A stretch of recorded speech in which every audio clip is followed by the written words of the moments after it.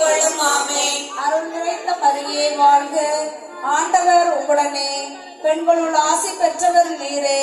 உம்முடைய திருவயிற்றின் கனியாய இயேசுவும் ஆசி பெற்றவரே. புனித மரியே, இறைவனின்